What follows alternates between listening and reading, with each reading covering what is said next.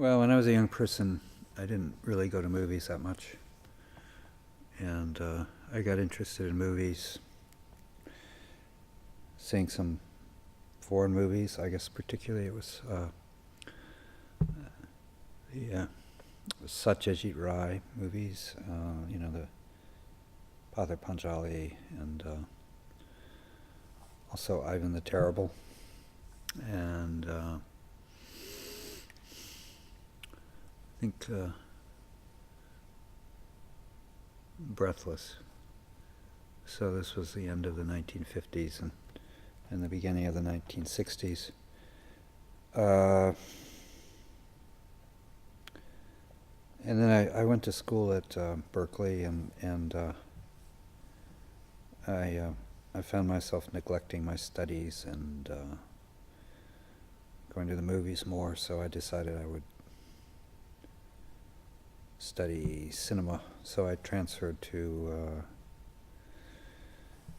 the University of Southern California, which was one of the only programs in filmmaking in the United States at that time, the Department of Cinema. And I studied as an undergraduate there, and that's when I started actually making movies.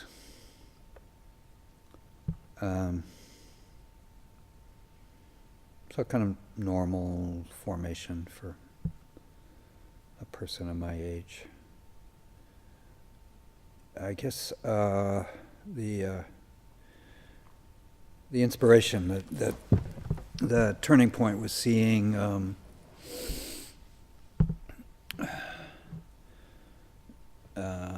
Summer with Monica by Ingmar Bergman, which I saw in Berkeley and at a repertory theater, and I thought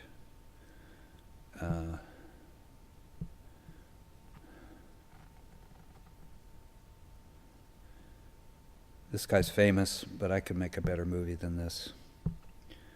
Of course, what I wasn't taking into account was that if he hadn't have made better movies, he wouldn't have been famous. So that was a little mistake on my part. So it wasn't as easy as I thought, I guess. Well, when I talked about ADD films, I was talking about recent films, like maybe the most notorious case would be the films of what's his name, Michael Bay. The ideology of these that I try to analyze in Los Angeles plays itself.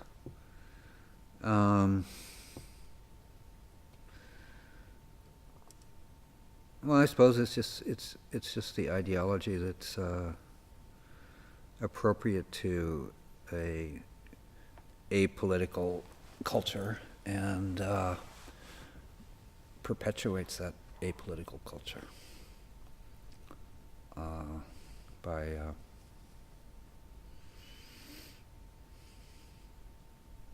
telling people that politics is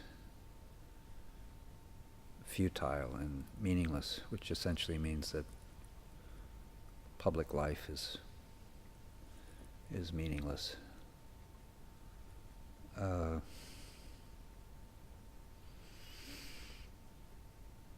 It's something that's been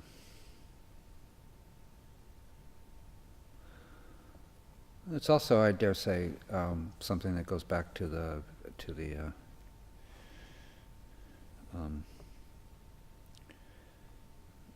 purges of communists in the 1940s and 1950s. That was also a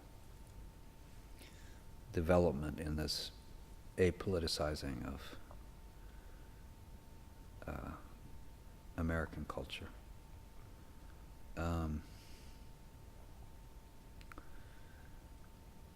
Because there was a time when culture and politics were united in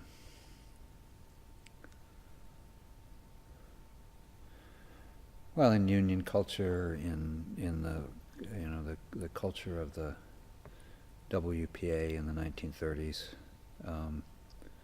Orson Welles is a kind of emblematic figure with his work for the WPA in the theater and the creation of the Mercury Theater, and he also wrote a newspaper column at that time, espousing what you might call popular front politics.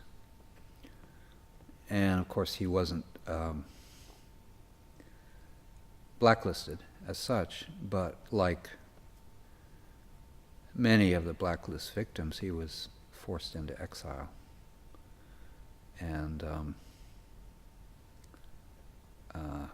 what was his last Hollywood movie? I guess there was a lady from Shanghai, and then his, sort of Hollywood comeback, Touch of Evil. But after that, after a few movies in the 1940s and one movie in the 1950s, he didn't work in Hollywood. So he was as good as blacklisted.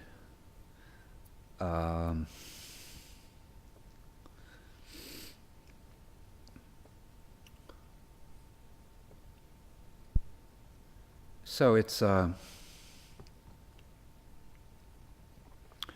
it's a case of mythology. It's an internalized, unconscious